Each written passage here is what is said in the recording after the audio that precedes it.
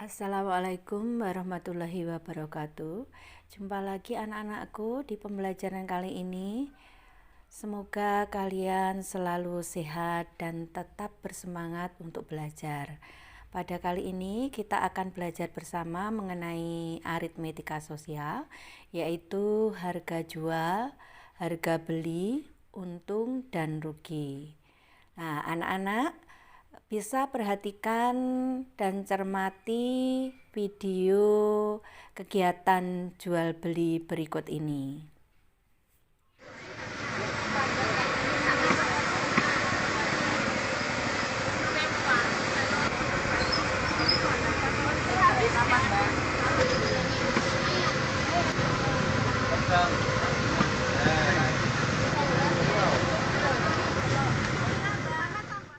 Setelah anak-anak melihat dan mencermati kegiatan jual beli di video tersebut, nah sekarang tujuan pembelajaran kita kali ini adalah setelah mengamati fenomena atau aktivitas yang terkait dengan aritmetika sosial, dapat menentukan yang pertama harga penjualan, yang kedua harga pembelian, ketiga, keuntungan. Yang keempat adalah kerugian. Permasalahan 1, Pak Sulam tukang bubur ayam. Pak Sulam seorang penjual bubur ayam di daerah Malang. Seperti biasa, setiap pagi Pak Sulam pergi ke pasar untuk berbelanja bahan pokok untuk membuat bubur ayam. Untuk membeli bahan pokok bubur tersebut, Pak Sulam menghabiskan uang Rp700.000. Dengan bahan baku tersebut, Pak Sulam mampu membuat sekitar 100 porsi bubur ayam dan dijual dengan harga Rp10.000 per porsi. Pada hari itu, Pak Sulam mampu menjual 95 porsi bubur ayam. Sekarang perhatikan tabel berikut ini anak-anak. Tabel tersebut terdiri dari 5 kolom. Kolom yang pertama adalah kasus, kolom yang kedua pemasukan atau disingkat M, kolom yang ketiga pengeluaran disingkat K, kolom yang keempat M dikurangi K, kolom yang kelima adalah keterangan. Nah, di sini kasusnya adalah Pak Sulam tukang bubur ayam. Pemasukan Pak Sulam sebesar Rp950.000. Pengeluarannya sebesar Rp700.000. Nah, M dikurangi K, jadi 950.000 dikurangi 700.000 adalah Rp250.000. Jadi keterangannya di sini Pak Sulam tukang bubur ayam itu mendapat keuntungan sebesar Rp250.000. Nah, pemasukan di sini diperoleh dari banyaknya bubur ayam yang laku terjual. Nah, kalau kalian amati, laku terjual bubur ayam itu adalah 95 porsi, sedangkan harga per porsinya adalah Rp10.000. Di pemasukan dari Pak Sulam sebesar 95 dikali 10.000 sama dengan Rp950.000. Permasalahan 2. Pak Somad tukang bakso. Pak Somad seorang penjual bakso di daerah Malang. Setiap hari Pak Somad menghabiskan Rp600.000 untuk berbelanja bahan baku untuk membuat bakso. Dengan bahan baku tersebut, Pak Somad mampu membuat rata-rata 150 porsi dengan harga Rp6.000 per porsi. Pada hari itu terjadi hujan di tempat Pak Somad biasa berjualan, sehingga bakso yang laku terjual hanya 90 porsi. Sekarang perhatikan tabel. Tabelnya di situ terdiri dari 5 kolom. Kolom pertama adalah kasus, kolom kedua pemasukan atau disingkat M, kolom ketiga pengeluaran disingkat dengan K, kolom yang keempat M dikurangi K, kolom yang kelima adalah keterangan. Kasusnya di sini adalah Pak Somad tukang bakso. Nah, pemasukan Pak Somad itu sebesar 540.000, pengeluarannya adalah 600.000. M dikurangi K di 540.000 dikurangi 600.000 adalah minus 60.000. Nah, di sini kalau dicermati ya, Pak Somad tukang bakso itu mengalami kerugian sebesar 60.000. Pemasukan dari hasil penjualan bakso Pak Somad itu diperoleh dari banyaknya yang laku terjual. Ya, bakso yang laku terjual itu sebanyak 90 porsi ya. Kemudian dikalikan dengan harga per porsi. Jadi 90 dikali 6.000 sama dengan 540.000. Jadi pemasukan dari hasil penjualan baksonya adalah Rp540.000.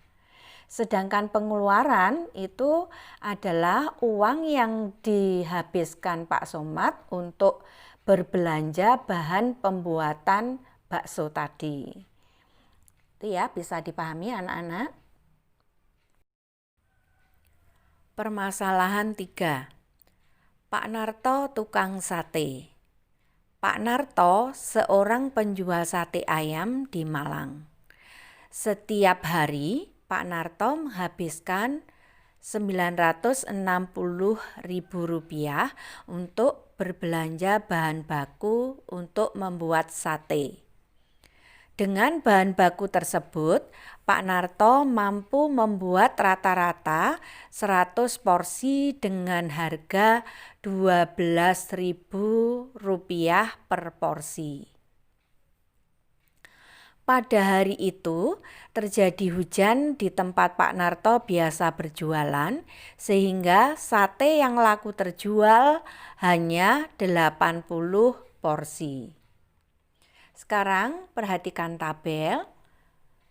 Tabel itu terdiri dari 5 buah kolom, yaitu kolom pertama kasus, kolom kedua pemasukan, kolom ketiga pengeluaran, kolom keempat adalah M dikurangi K, di mana M adalah pemasukan, K adalah pengeluaran. Kolom yang kelima adalah keterangannya. Di sini kasusnya adalah Pak Narto tukang sate.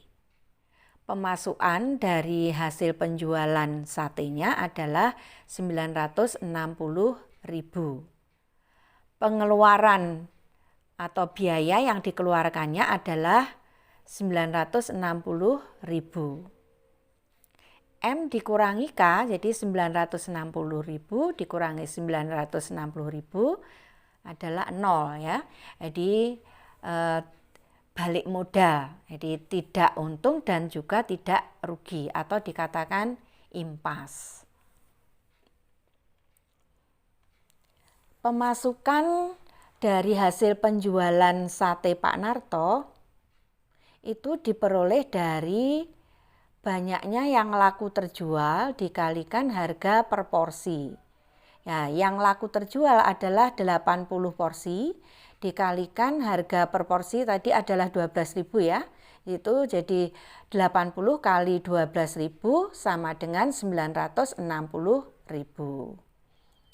Pengeluarannya itu adalah biaya yang dikeluarkan untuk membuat sate tersebut ya. Jadi pemasukan dan pengeluarannya di sini sama ya, 960.000 juga. Jadi antara pemasukan dan pengeluaran itu sama ya. Jadi Pak Narto tidak untung dan juga tidak rugi ya, atau kata lainnya adalah impas. Contoh 1, Pak Andika membeli sebuah motor bekas dengan harga 4 juta rupiah.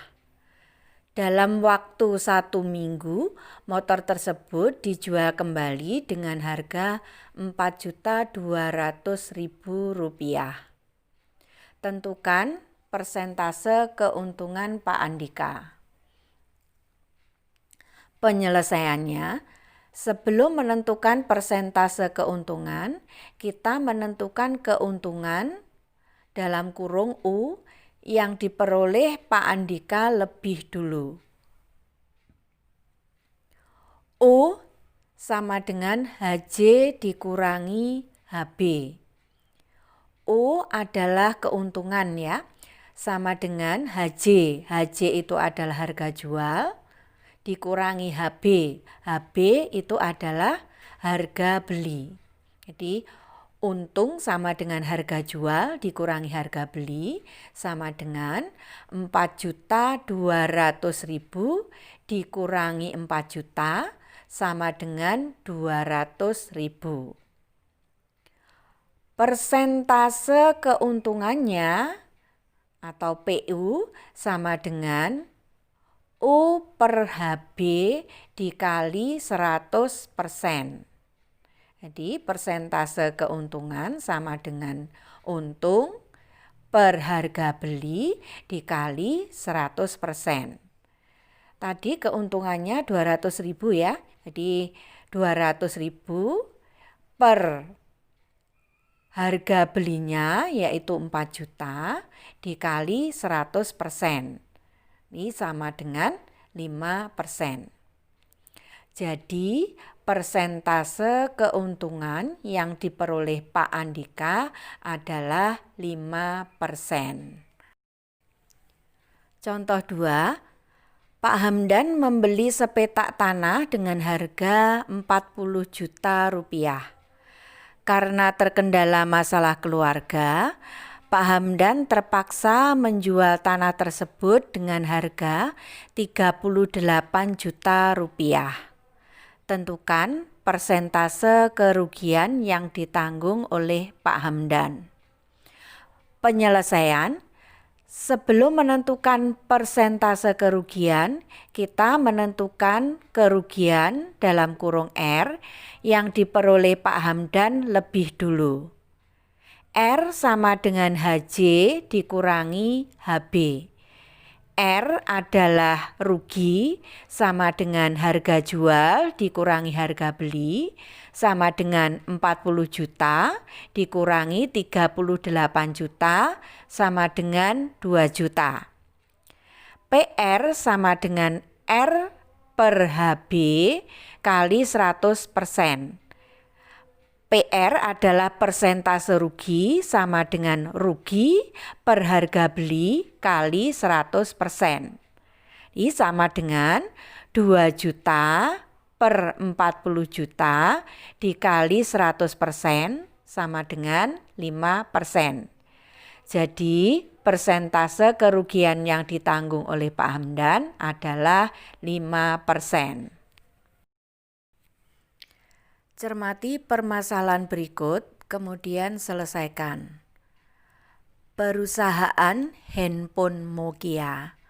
Untuk mengerjakan soal nomor 1 sampai 3 berikut, perhatikan data berikut. Perusahaan handphone Nokia memproduksi 3 jenis HP dengan merek Alpha, Beta, dan Gamma. Berikut ini disajikan tabel biaya produksi dan harga penjualan HP tersebut. Perhatikan tabel. Tabelnya terdiri dari 4 kolom. Kolom yang pertama nomor, yang kedua merek, ketiga biaya produksi dalam rupiah, yang keempat adalah harga jual dalam rupiah. Untuk handphone merek Alfa, biaya produksinya Rp800.000.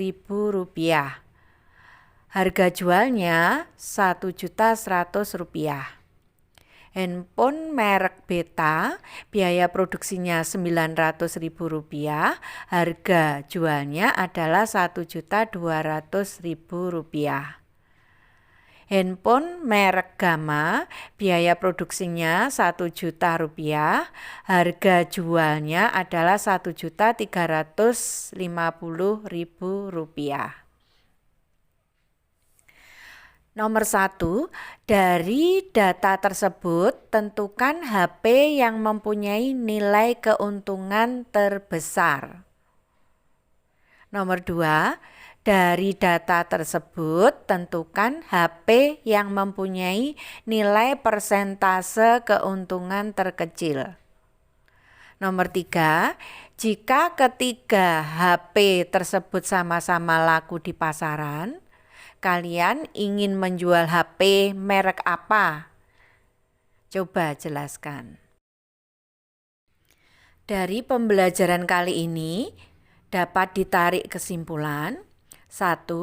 Jika K menyatakan pengeluaran dan M menyatakan pemasukan, kondisi yang menyatakan untung adalah K kurang dari M. 2. Jika K menyatakan pengeluaran dan M menyatakan pemasukan, kondisi yang menyatakan rugi adalah K lebih dari M. 3. Jika K menyatakan pengeluaran dan M menyatakan pemasukan, kondisi yang menyatakan impas adalah K sama dengan M. Terima kasih anak-anak yang telah mengikuti pembelajaran kali ini dari awal sampai akhir. Semoga pembelajaran kali ini bermanfaat untuk kita semua. Mudah-mudahan anak-anak tetap bersemangat dan selalu sehat. Wassalamualaikum warahmatullahi wabarakatuh.